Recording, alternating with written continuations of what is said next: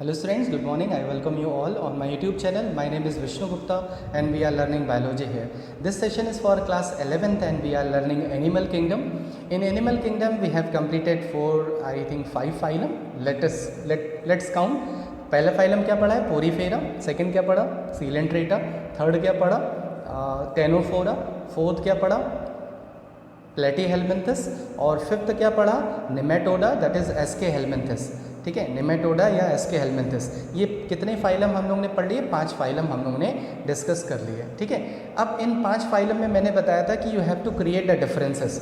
आपको डिफरेंसेस लिखने हैं. ठीक है, और इनके एग्जाम्पल्स बहुत इंपॉर्टेंट है. एग्जाम्पल्स आप ज़रूर याद रखिएगा. ठीक है, क्योंकि मोस्टली कॉम्पिटिटिव एग्जाम अगर आप दोगे, जब भी नीट का पेपर दोगे नेक्स्ट ईयर, या जो आपकी एल्डर ब्रदर या सिस्टर अगर आप नीट एग्ज़ाम दे रहे होंगे, ठीक है, तो उनको भी ये सेशन काफ़ी हेल्प करेगा. इसमें एग्जाम्पल्स वगैरह मैं जो बता रहा हूँ, ठीक है, ये काफ़ी हेल्पफुल रहेगा उनके लिए भी.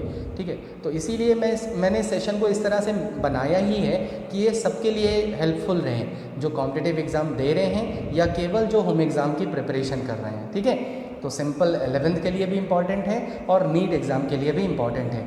क्लियर? तो मैंने आपको 5 जो फाइलम पढ़ाए हैं उसमें को अगर कोई डाउट हो, कोई भी चीज़ ना समझ में आई हो, तो please write down in the comment box.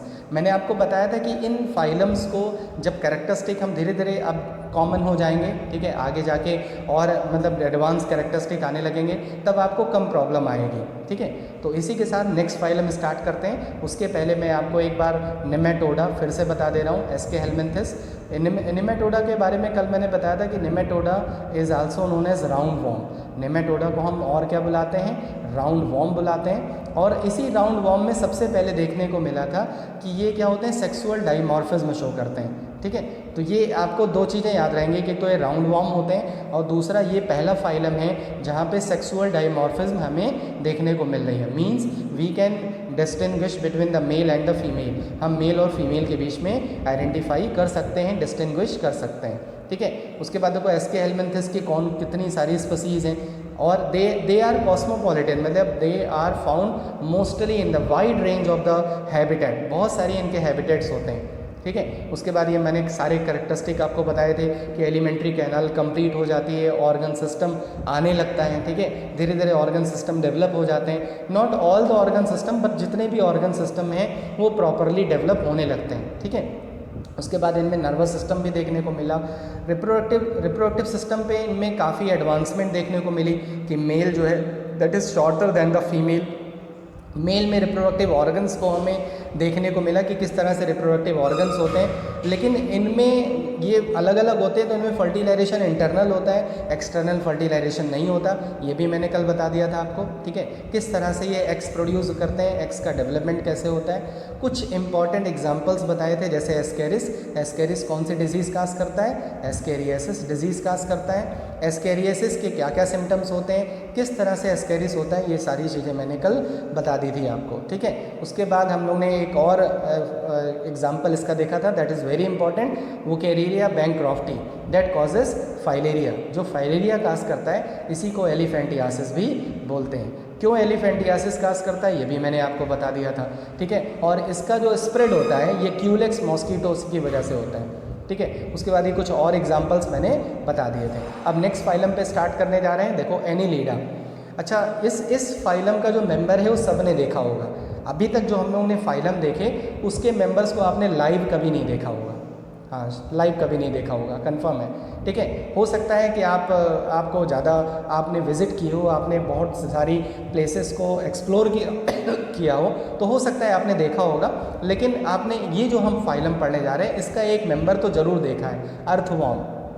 ठीक है, अर्थवॉर्म तो ज़रूर देखा है आपने, और अर्थवॉर्म को चलते हुए भी देखा होगा. ये जो सीज़न है इसमें अर्थवॉर्म आपको अपने घर पे दिख भी जाते होंगे, बाहर या गार्डन में देखते होंगे आप अर्थवॉर्म कैसे मूव कर रहा है. वो सारी चीज़ें हम लोग यहाँ पे पढ़ेंगे. ठीक है, तो ये हमारी जान पहचान वाला फाइलम हो गया, हम ये कह सकते हैं कि हाँ, अर्थवॉर्म हमारी थोड़ी बहुत जान पहचान है उससे, उसका फाइलम पढ़ने जा रहे हैं. अभी तक जितने थे वो जान पहचान वाले कम थे. ठीक है, उनको थोड़ा समझने में प्रॉब्लम होती थी, लेकिन यहाँ पे समझने में और आसानी हो जाएगी. ठीक है, तो एनीलिडा क्या हो गया कि आपको मैंने जब कैरेक्टरिस्टिक बताया बेसिक, तो वहाँ पे बताया था सेगमेंटेशन. आप अगर इसको जूम करके देखो, या आपने कभी भी देखा होगा अर्थवॉर्म को, ठीक है, तो अर्थवॉर्म में आपको सेगमेंट्स देखने को मिले होंगे, ये इस तरह से देख लो, ऐसे लाइनिंग है ना, ये क्या बोलते हैं, इन्हीं को बोलते हैं मेटामेरिज्म, और इसी को बोलते हैं सेगमेंटेशन। अभी तक जितने वॉर्म पढ़े आपने, जितने भी एनिमल्स पढ़े, उनमें कहीं पे भी सेगमेंटेशन नहीं था। This is the first phylum where the segmentation present. Clear? तो मैं अपने पॉइंट पे अडेयर हूँ। First characteristic on the name, annelida मतलब एनुलस, एनुलस से डिराइव हुआ है, और उसका मतलब होता है सेगमेंटेड वॉर्म।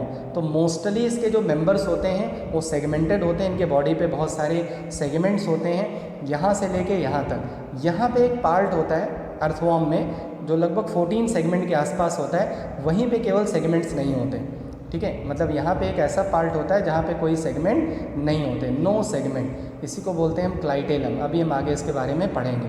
तो एक चीज़ क्लियर हो गई कि ये जान पहचान वाला फाइलम है, दूसरा अर्थवॉर्म है, ठीक है, अर्थवॉर्म में सेगमेंट्स होते हैं, ठीक है, और अर्थवॉर्म में जो सेगमेंट्स होते हैं वो इसकी बॉडी, मतलब इसके जो बॉडी पार्ट्स हैं उसमें हमें आसानी होती है कि कौन से सेगमेंट में कौन सा पार्ट प्रेजेंट होगा। जैसे अगर हमें ये पता लगाना है कि रिप्रोडक्टिव ऑर्गन कहाँ पे प्रेजेंट होगा, तो हमें पता लग जाएगा कि इस सेगमेंट के आसपास रिप्रोडक्टिव ऑर्गन प्रेजेंट होगा, इस सेगमेंट के आसपास नर्व रिंग प्रेजेंट होगी, इस सेगमेंट के आसपास माउथ प्रेजेंट होगा। तो इस तरह से हम सेगमेंट्स की हेल्प से उन ऑर्गन्स को अप्रोच कर सकते हैं, उन ऑर्गन तक पहुँच सकते हैं। क्लियर है? ठीक है, तो बढ़ते हैं आगे। समझ में आ गया होगा कि पहला पॉइंट क्या है, कि कैसे लिखेंगे पहला कैरेक्टरिस्टिक, कि these worms, these animals show segmentation, ये सेगमेंटेशन शो करते हैं। तो मैंने यहाँ पे देखो लिख रखा है एनुलस। एनुलस का मतलब क्या हो गया कि रिंग लाइक स्ट्रक्चर, इनके बॉडी पे सेगमेंट्स होते हैं, लगभग 9000 स्पीसीज होती हैं एनिलीडास की, ठीक है। इनको ब्रिस्टल वॉर्म भी बोलते हैं। अब देखो ब्रिस्टल, आपने ब्रिस्टल और कहाँ सुना है? ब्रश पे, आपके ब्रश पे ब्रिस्टल्स लगे होते हैं, बहुत फाइन जो है वो प्लास्टिक के आउटग्रोथ होते हैं, ठीक है। ब्रश जब करते हैं तो उसमें ब्रिस्टल्स लगे होते हैं ना, ठीक है। तो ऐसे ही इनकी स्किन पे ब्रिस्टल्स लगे होते हैं जो हमें ऐसे नहीं दिखते। अगर आप अर्थवॉर्म को नॉर्मली देखोगे तो आपको ब्रिस्टल्स नहीं दिखेंगे, ठीक है। अगर आप माइक्रोस्कोप या हैंड लेंस की हेल्प से देखोगे तो कंफर्म आपको ब्रिस्टल्स दिखेंगे, ठीक है। तो ब्रिस्टल्स की हेल्प से ये अपने आप को क्या करते हैं, ग्राउंड पे अटैच करके चलते हैं। जैसे आपने देखा होगा लोग अपने आप को एल्बो को ऐसे ग्राउंड पे रखे अपने आप को पुल करते हैं, ठीक है। तो ऐसे ही अर्थवॉर्म को आपने चलते हुए देखा होगा कि ये किस तरह से ग्राउंड से सपोर्ट करके अपने आप को मूव करता है। तो उसमें जो ब्रिस्टल्स होते हैं वो हेल्प करते हैं। इन्हीं ब्रिस्टल्स को सीटा बुलाते हैं। सीटी नहीं बुलाना, ये देखो इसको बुलाते हैं सीटा, ठीक है। कोई सीटी नहीं बुलाएगा, ठीक है, बुरा मान जाएगा अर्थवॉर्म। तो सीटा क्या है? ब्रिस्टल लाइक स्ट्रक्चर है जो क्या करता है, लोकोमोशन में हेल्प करता है। लीच में आपने सुना होगा, लीच जिसको हिंदी में जोंक बोलते हैं। बहुत सारे एनिमल्स में या ह्यूमन में जब हम कोई तालाब वगैरह में जाता है, पॉन्ड वगैरह में जाता है, तो उसके स्किन से ये लीच अटैच हो जाते हैं और क्या करते हैं, ब्लड को सक करने लगते हैं, ठीक है। तो इसलिए इसको हिंदी में जोक बोलते हैं। रूरल एरियाज़ में आपने सुना होगा कि ये कैटल के बॉडी पे अटैच हो जाते हैं और ब्लड का सक करने लगते हैं। तो लीच की बॉडी में सीटा नहीं होते, ब्रिस्टल लाइक स्ट्रक्चर्स नहीं होते, ठीक है। और मोस्टली जो एनिमल्स हैं एनीलिडा के, उसमें ये होते हैं। क्लियर है? तो इस तरह से एनीलिडा का ये आपके बेसिक पॉइंट समझ में आ गया। तो एक तो इनकी बॉडी सेगमेंटेड होती है, दूसरा इनकी बॉडी में ब्रिस्टल लाइक स्ट्रक्चर्स देखने को मिलते हैं जो लोकोमोशन में हेल्प करते हैं, मूवमेंट में हेल्प करते हैं, ठीक है, जिनको हम सीटा बुलाते हैं, ब्रिस्टल लाइक स्ट्रक्चर। क्लियर? अब आगे बढ़ते हैं। इसका मतलब एक चीज़ आपने देखी कि इनमें लोकोमोटरी ऑर्गन्स डेवलप हो गए। अभी तक जितने एनिमल्स पढ़े हैं आपने, उनमें कोई लोकोमोटरी ऑर्गन्स नहीं थे। मतलब how they can move from one place to another place, there is no particular locomotory organs. ये पहला ऐसा फाइलम है जिसमें लोकोमोटरी ऑर्गन्स डेवलप हो गए जो मोस्टली लोकोमोशन में हेल्प करते हैं। वैसे तो सिलिया वगैरह थे, लेकिन वो लोकोमोटरी ऑर्गन्स नहीं है, वो तो एक कह सकते हैं मॉडिफिकेशन है। लेकिन यहाँ पे क्या है, ये क्या है, लोकोमोटरी ऑर्गन्स हैं। तो बढ़ते हैं आगे, इनके और कैरेक्टरिस्टिक देखते हैं। सॉरी, अब देखो इसमें सबसे पहले organ system, level of organisation. इनके पास पूरी तरह से ऑर्गन सिस्टम आ गए। केवल एक ऑर्गन सिस्टम नहीं होता, याद रखना, रेस्पिरेटरी सिस्टम नहीं होता। इनके बॉडी में कोई रेस्पिरेटरी सिस्टम नहीं होता। बाकी जितने भी ऑर्गन सिस्टम होते हैं, digestive system, excretory system, nervous system, circulatory system, these all system are present except of the respiratory system, ठीक है। तो they respire through the skin। तो पहला आपने पॉइंट क्या पकड़ा कि organ system level of organisation होता है, इजी है। मैंने आपको पहले ही बताया था कि आपको प्लेटी हेलमिंथेस से ऑर्गन सिस्टम लेवल दिखने लगेगा, लेकिन सबसे ज़्यादा एडवांसमेंट आपको एनीलिडा में देखने को मिलेगी।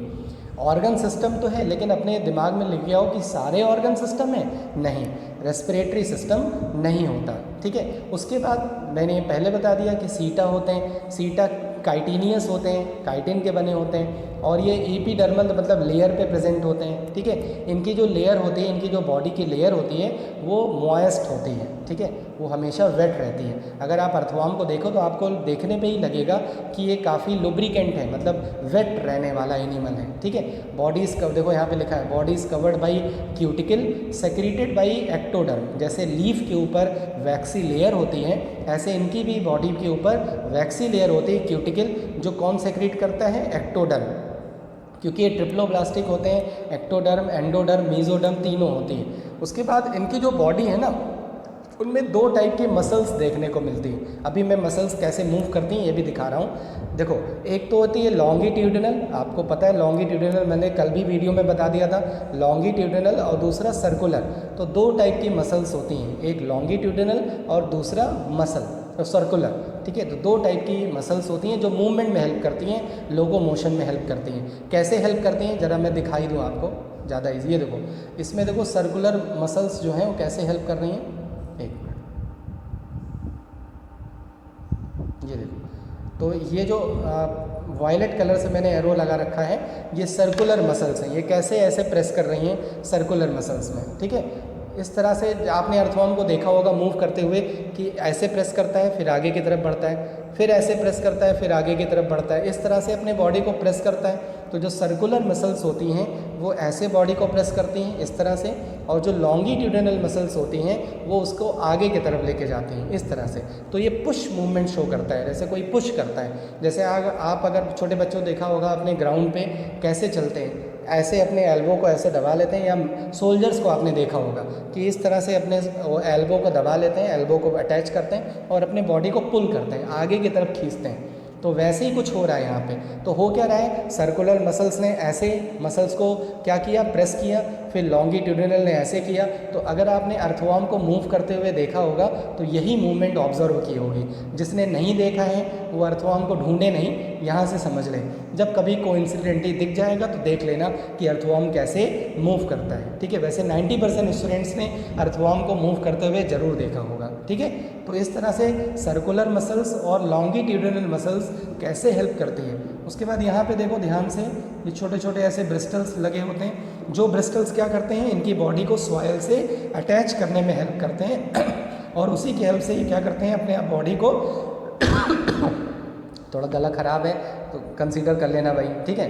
तो क्या कर रहे हैं, ये सीटा की हेल्प से अपने बॉडी को अटैच कर ले रहे हैं और उसकी हेल्प से क्या कर रहे हैं, मूव कर रहे हैं। क्लियर है। तो ये हो गया इनके बारे में कि एनीलिडा में जो मसल्स होती हैं वो दो टाइप की होती हैं, एक लॉन्गिट्यूडिनल और दूसरा सर्कुलर मसल्स होती हैं। क्लियर है।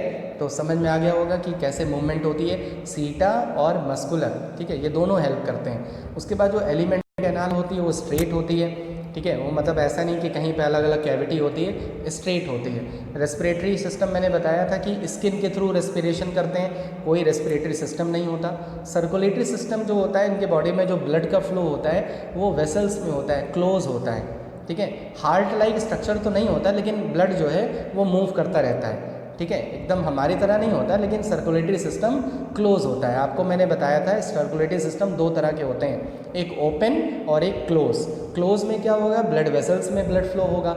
जैसे आपके घर में जो पानी आता है वो पाइप से आता है, तो किस फॉर्म में आपके घर में पानी आ रहा है, क्लोज वेसल्स के फॉर्म में आ रहा है, समझ में आया, ठीक है। और अगर आप नदी में देखो तो नदी में कैसा फ्लो हो रहा है, वो ओपन है, जिसकी मर्जी वही बाल्टी लेके निकाल ले, ठीक है। तो समझ में आ गया होगा क्लोज सर्कुलेटरी सिस्टम और ओपन सर्कुलेटरी। तो इनके बॉडी में क्या होता है, क्लोज सर्कुलेटरी सिस्टम होता है। नेक्स्ट आ जाओ, लोकोमोशन कैसे होता है। लोकोमोशन देखो, सीटा होते हैं, लॉन्गिट्यूडिनल मसल्स होती हैं, सर्कुलर मसल्स होती हैं, पैरापोडिया। आपने नेरिस देखा होगा, नेरिस भी आपने देखा होगा, ठीक है, दिखा दे रहा हूँ मैं, नेरिस ही है। सब लोग ने नेरिस देखा है। इसको क्या बुलाते हैं हिंदी में, इसको शायद बुलाते हैं ये हिंदी में गोजर, ठीक है। तो यही है, इसमें कई सारे लेग्स होते हैं, आपने देखा होगा बहुत सारे लेग्स होते हैं, ऐसे ऐसे मूव करता रहता है, और ये भी अगर स्किन से चिपक जाए, अगर मतलब किसी से अटैच हो जाए तो ये ब्लड को भी सक करने लगता है। ये भी पैरासाइट टाइप के होते हैं, ठीक है। तो खतरनाक होते हैं, ये बॉडी के अंदर भी एंटर कर सकते हैं अगर इनको कोई पैसेज मिल जाए बॉडी के अंदर। जैसे कान में कभी कभी इनके क्या होते हैं, जो छोटे मतलब ये जब एडल्ट नहीं होते, ठीक है, छोटे होते हैं, लार्वल स्टेज होती है, तो ऐसी लार्वल तो नहीं होती इनमें, लेकिन ये जब बेबीज़ होते हैं तो ये क्या कर सकते हैं, एंटर कर सकते हैं, ठीक है, कान वगैरह में। अगर ये छोटे में एंटर कर जाए तो सोचो कहाँ तक पहुँच सकते हैं। ऐसे किसी भी जो हमारे बॉडी के जो पोर्स होते हैं उनके थ्रू हो सकता है ये बॉडी के अंदर एंटर कर जाएँ। वैसे एंटर नहीं करते, लेकिन मैं बता रहा हूँ कि हो सकता है, ठीक है। तो इनमें देख सकते हो यहाँ पे आप पैरापोडिया, इसमें एक स्ट्रक्चर दिख रहा है पैरापोडिया। पैरापोडिया मोस्टली स्विमिंग में हेल्प करता है। जब ये वाटर में होते हैं तो इनको स्विमिंग में हेल्प करता है, ठीक है। सीटा भी होते हैं, जब ये ग्राउंड पे होते हैं तो सीटा की हेल्प से मूव करते हैं, लेकिन जब ये वाटर में होते हैं तो पैरापोडिया। तो पैरापोडिया भी एक तरह का क्या हो गया, लोकोमोटरी ऑर्गन हो गया। मैंने आपको सर्कुलर और लॉन्गिट्यूडिनल पहले से ही बता दिया। तो इनके बॉडी में एक एडवांसमेंट हमें और देखने को मिली कि that is they are having locomotory organs. इनके बॉडी में लोकोमोटरी ऑर्गन्स होते हैं, ठीक है। ये इस तरह से मैंने दिखा भी दिया। और अगर आपने लीच को देखा होगा, वैसे बहुत कम स्टूडेंट्स ने इसको देखा होगा, इसको बोलते हैं हेरोडिनिया। इसकी जो क्लास होती है वो हेरोडिनिया होती है। एक चीज़ और देख लो, यहाँ पे नई चीज़ देख ली होगी, ओलिगो चीटा। ओलिगो मतलब ये किसकी क्लास है, अर्थवॉर्म की। जैसे जब आप आगे जब क्लासिफिकेशन, जब टैक्सोनॉमी हायर क्लास में पढ़ोगे तो वहाँ पे आपको बताया जाएगा कि जो एनीलिडा है उसको और बहुत सारी क्लासेस में डिवाइड कर दिया गया। एनीलिडा क्या है, फाइलम है। फाइलम को बहुत सारी क्लासेस में हम डिवाइड कर सकते हैं। जैसे ओलिगोचीटा ये किसका है, अर्थवॉर्म का है, ठीक है, जिसमें सेगमेंट्स होते हैं प्रॉपरली। उसके बाद नेक्स्ट आ जाओ, ये हेरोडिनिया, इसमें लीच आता है, इसी में हेरोडिनेरिया आता है, जिसको हम लीच के नाम से जानते हैं। अब आप देख सकते हो लीच कैसे मूव कर रहा है, ठीक है, ये इस तरह से। इसकी बॉडी में सीटा तो होते नहीं, मैंने पहले ही सही बताया था। तो आप देख सकते हो इस तरह से ऐसे मूव कर रहा है, ठीक है। पहले ऐसे जाता है, फिर अपने आप को खींचता है, फिर आगे की तरफ मूव करता है। तो इस तरह से इसकी मूवमेंट को आप देख सकते हो कि किस तरह से ये इसमें लोकोमोशन होता है। मतलब लोकोमोशन लेकिन होगा ज़रूर। ये मैंने आपको बता दिया कि this is the feature of the Annelida. ये एनीलिडा के कैरेक्टरिस्टिक में इंक्लूड हो गया कि दे कैन आल्सो मूव, ठीक है। इनके बॉडी में जो सकर होता है ना, उसी की हेल्प से मूव करते हैं। देखो लिखा है कि instead they use their anterior and posterior suckers to move. Anterior मतलब समझ गए ना आप सब लोग, एंटीरियर मतलब सामने का पोर्शन और पोस्टीरियर मतलब पीछे का। तो उसकी हेल्प से ये मूव करते हैं। क्लियर है, ठीक है। चलो नेक्स्ट पे आ जाते हैं। देखो एक्सक्रीटरी सिस्टम। एक्सक्रीटरी सिस्टम में इनके पास एक ट्यूबल लाइक स्ट्रक्चर्स होती हैं जो इनके बॉडी में फैली होती है, जिसको हम बोलते हैं मेटानेफ्रीडिया, ठीक है। नेफ्रीडिया ट्यूबल लाइक स्ट्रक्चर्स होती हैं जो बॉडी में स्प्रेड होती हैं। जो भी वेस्ट मटेरियल होता है उसको बॉडी से बाहर की तरफ एक्सक्रीट करने में हेल्प करती हैं, ठीक है। तो एक्सक्रीटरी सिस्टम कौन रिप्रेजेंट करता है, metanephridia. Of cerebral ganglia and two closely fused ventral nerve cord. इनके बॉडी में वेंट्रल नर्व कॉर्ड भी होती है, नर्व रिंग भी होती है, गैंग्लिया भी होती हैं। अब बहुत सारे स्टूडेंट्स को लग रहा होगा सर ये तो समझ ही में नहीं आ रहा है। रुक जाओ, ये देखो अब समझ में आएगा, ठीक है। अर्थवॉर्म में देखो, ये इसीलिए मैं जानता था कि ये क्लियर नहीं होता जल्दी से। नर्वस सिस्टम देखो, ये जो वाइट दिख रहा है ना, ये पूरा नर्वस सिस्टम है। अब आप देख सकते हो कि ये गैंग्लिया बना लिया। गैंग्लिया मतलब होता है जहाँ पे नर्व सेल की जो सेल बॉडी होती है वो कलेक्ट हो जाती है, उसको बोलते हैं गैंग्लिया। ये एकदम ब्रेन की तरह बिहेव करता है, ठीक है। ये कंट्रोल लगता है अदर नर्व पे। तो यहाँ पे एक नर्व रिंग होती है। जो हम लोग बीएससी में थे तो हम लोग ने नर्व रिंग को निकाला था, क्योंकि तब डिसेक्शन था। अब जो है डिसेक्शन को हटा दिया गया है, तो नर्व रिंग निकालने वगैरह को नहीं आता है। आप देख सकते हो नर्व रिंग। नर्व रिंग का मतलब होता है जो नर्व होती है ना, वो एक कॉर्ड लाइक स्ट्रक्चर होता है, वो पूरी तरह से रिंग लाइक स्ट्रक्चर बना लेता है, जिसको हम बोलते हैं नर्व रिंग। नर्व रिंग, उसके बाद गैंग्लिया। अब आप देख सकते हो किस तरह से न्यूरॉन पूरे बॉडी में स्प्रेड है अलग अलग, ठीक है। ये देख सकते हो आप सब। फेरेंजियल गैंग्लिया का मतलब हो गया इनके बॉडी में जो फेरिंग्स रीजन होता है वहाँ पे। अब आप देख रहे हो हर जगह गैंग्लिया बन जा रहा है ये इस तरह से। कलेक्शन ऑफ द नर्व, जहाँ पे नर्व जो है, नर्व सेल जो है वो कलेक्ट हो जा रही हैं, वो क्या बना ले रहा है, गैंग्लिया बना ले रहा है। तो फेरेंजियल गैंग्लिया का मतलब हो गया फेरिंग्स रीजन पे। सेगमेंटल गैंग्लिया का मतलब हो गया जो सेगमेंट्स में प्रेजेंट है। अब आप देख सकते हो वेंट्रल नर्व कॉर्ड, ये इनके बॉडी में दो सरफेस होती हैं, वेंट्रल और डॉर्सल, ठीक है। तो जो वेंट्रली जो प्रेजेंट होती हैं वो क्या होती है, वेंट्रल नर्व कॉर्ड, ठीक है। तो इस तरह से आप देख सकते हो गैंग्लिया है, फिर गैंग्लिया के बीच बीच में कॉर्ड है, मतलब लेयर हैं जो कनेक्ट कर रही हैं, समझ में आए। तो अगर आप अर्थवॉर्म जा रहा हो और उसको आप हल्का सा टच कर दो तो वो तुरंत रिस्पॉन्स शो करेगा, स्टिमुलस शो करेगा। किसकी वजह से शो करता है, इसी नर्व कॉर्ड की वजह से शो करता है, वेंट्रल नर्व कॉर्ड की वजह से शो करता है। और जो मसल्स से अटैच होती हैं और मसल्स फिर मूव करने लगती हैं, बात समझ में आई। तो इनकी बॉडी में इस तरह से नर्व रिंग और नर्व का इस तरह से सिस्टम होता है, नर्वस सिस्टम पूरी तरह से डेवलप होता है, क्लियर है। तो नर्वस सिस्टम समझ में आ गया कि नर्व अर्थवॉर्म में किस तरह से नर्व होती हैं, क्लियर। नेक्स्ट कैरेक्टरिस्टिक पे आ जाओ, दे आर हर्मेफ्रोडाइट। हर्मेफ्रोडाइट का मतलब क्या होता है कि they are bisexual, means the male and female sex organs are present on the same body. कुछ होती हैं, कुछ मेंबर्स होते हैं जिनमें सेक्स जो है वो सेपरेट होते हैं, male and female, otherwise they are present on the same body. लेकिन फर्टिलाइजेशन, अब तुम्हें लग रहा होगा कि बाइसेक्सुअल है तो सेल्फ फर्टिलाइजेशन होगा, क्योंकि मोस्टली केसेस में यही होता है कि अगर सेक्सेस एक ही बॉडी पे प्रेजेंट हैं तो फर्टिलाइजेशन क्या होता है, सेल्फ होता है। लेकिन देखो, ये देखो, हमेशा याद रखना, ये क्वेश्चन बहुत आता है कि जो अर्थवॉर्म होता है despite it is what, bisexual, it is hermaphrodite, it perform cross fertilization. हमेशा दो अर्थवॉर्म चाहिए होते हैं। देख सकते हो आप अर्थवॉर्म को किस तरह से दो अर्थवॉर्म एक दूसरे से मिलके कॉपुलेशन कर रहे हैं और मेल गैमीट का ट्रांसफ़र कर रहे हैं फीमेल गैमीट को, ठीक है। तो इस तरह से ये जो इनके वॉर्म्स होते हैं, मतलब यंग वॉर्म्स जो होते हैं, वो सॉयल में ये रिलीज़ कर देते हैं और इनके नंबर सॉयल्स में बढ़ने लगते हैं, क्लियर है। तो इस तरह से आपको ये देखने को मिल गया कि किस तरह से फर्टिलाइजेशन हो रहा है और फर्टिलाइजेशन में जो रिप्रोडक्टिव ऑर्गन्स हैं उनमें कैसे गैमीट का ट्रांसफ़र हो जाता है, ठीक है। तो फर्टिलाइजेशन देखो कैसे हो रहा है, क्रॉस हो रहा है, क्रॉस फर्टिलाइजेशन हो रहा है। इनके लार्वा को ट्रोकोफोर बुलाते हैं। मोस्टली जो लीच होता है उसमें ये लार्वा पाया जाता है, that is known as trochophore, ठीक है। ट्रोकोफोर इनके लार्वा को बोलते हैं, ठीक है, अगर लार्वा स्टेज है तो। अब देखो कुछ इंपॉर्टेंट एग्जाम्पल हैं। कैरेक्टरिस्टिक तो समझ में आ गए कि क्या क्या कैरेक्टरिस्टिक होते हैं। अब आ जाओ इनके एग्जाम्पल्स पे। अर्थवॉर्म का एग्जाम्पल आपने डायग्राम तो देख लिया अर्थवॉर्म का। अर्थवॉर्म में सेगमेंट्स होते हैं, लगभग 100 से लेके 120 तक होते हैं, ठीक है। उसके बाद एंटीरियर, मैंने आपको बताया था ना कि अभी देखो यहाँ पे ये इस पोर्शन पे देखो कोई सेगमेंट नहीं है, ये जो पोर्शन दिख रहा है आपको इसमें कोई सेगमेंट नहीं है, इसी को बुलाते हैं क्लाइटेलम, ये, ठीक है। तो क्लाइटेलम एक ऐसा सेगमेंट होता है, मतलब ऐसा पार्ट होता है जहाँ पे कोई सेगमेंट नहीं होता। इसी के आसपास जो है वो मेल रिप्रोडक्टिव ऑर्गन्स लगे होते हैं। तो कभी भी अगर हमें मेल रिप्रोडक्टिव ऑर्गन के बारे में पढ़ना हो तो हम क्लाइटेलम से पता लगा सकते हैं, क्लियर है, ठीक है। Earthworm are very important for the farmers, आपने सुना होगा। वर्मी कंपोजिटिंग, ठीक है, जो हम कंपोस्ट बनाते हैं, कंपोस्ट मतलब जो खाद बनाई जाती है वो अर्थवॉर्म की हेल्प से भी बनाई जाती है, अर्थवॉर्म को डेवलप किया जाता है। तो अर्थवॉर्म क्या करते हैं, सॉयल में जाते हैं, सॉयल में सॉयल को इनटेक करते हैं और एक्सक्रीशन करते हैं, नाइट्रोजनस वेस्ट ऐड कर देते हैं और वहाँ सॉयल को एनरिच कर देते हैं। आपने देखा होगा अगर आपके घर में थोड़ा बहुत अगर ज़मीन होगी खाली होगी तो उसमें आप देखते होगे ऐसे गोल गोल ऐसे ऐसे मिट्टी के ऐसे सॉयल के कुछ बने रहते हैं। एक्चुअली ये अर्थवॉर्म है, ये साइन है, ये इंडिकेशन है कि यहाँ पे अर्थवॉर्म है। और अगर अर्थवॉर्म है तो वहाँ की जो सॉयल है वो फर्टाइल ज़्यादा हो जाती है, ठीक है। तो they are the friend of farmer.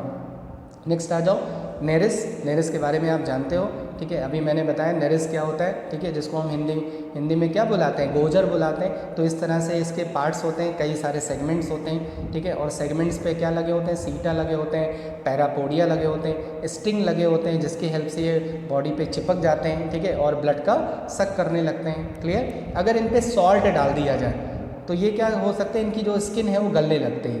तो अगर किसी को भी जब जैसे लीच अगर अटैच हो जाए, नेरिस अटैच हो जाए तो उसके बॉडी पे तुरंत सॉल्ट डाल देना चाहिए। तो उससे क्या होता है, उनकी बॉडी मेल्ट होने लगती है क्योंकि क्यूटिकल की बनी होती है, ठीक है। नेक्स्ट आ जाओ हिरोडेनेरिया, इसी को बुलाते हैं leech. Hirudinaria is a scientific name of the Indian leech, ठीक है। और अगर आप कुछ ऐसी कंट्रीज़ हैं जहाँ पे लीच से बहुत सारी ट्रीटमेंट भी की जाती है स्किन से, जैसे कुछ वेस्ट मटेरियल टॉक्सिक को निकालना है तो हम लीच का यूज़ करते हैं।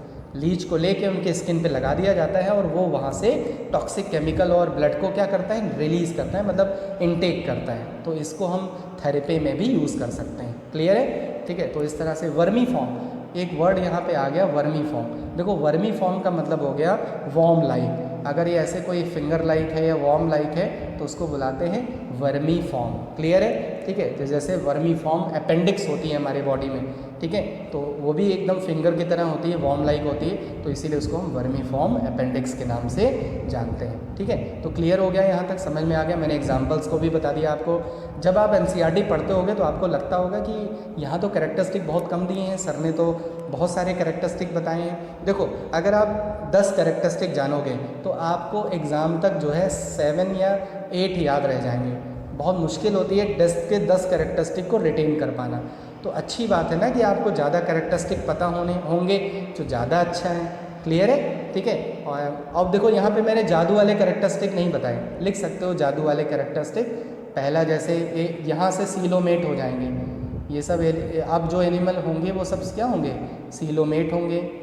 ट्रिप्लोब्लास्टिक, ठीक है, ट्रिप्लोब्लास्टिक किस टाइप की सिमेट्री होती है? बाइलेटरल सिमेट्री होती है। ठीक है, तो इस तरह से यहाँ से आपको एडवांसमेंट देखने को मिलेगी। क्लियर है? तो ये भी कैरेक्टरिस्टिक इसमें इंक्लूड कर सकते हो। क्लियर? तो यहाँ से एनीलिडा कंप्लीट हो गया। आई थिंक बहुत अच्छे से समझ में आया होगा। कमेंट बॉक्स में ज़रूर बोलना, मुझे इंकरेजमेंट मिलती है, मुझे इंकरेज किया करो, जिससे मैं आपकी और ज़्यादा हेल्प कर पाऊँ और ज़्यादा आपको अच्छे से एक्सप्लेन कर पाऊँ। ठीक है, वैसे आप नहीं भी करोगे तब भी मैं अच्छे से एक्सप्लेन करूँगा, लेकिन फिर भी मेरा कहना मेरा फ़र्ज़ है, करना तुम्हारा फ़र्ज़ है। ठीक है, तो पढ़ते हैं और लाइक बटन पर ज़रूर प्रेस करना। Keep updating your self, stay at your home, stay fit, stay healthy. जय हिंद, जय Bharat, love you, good bye.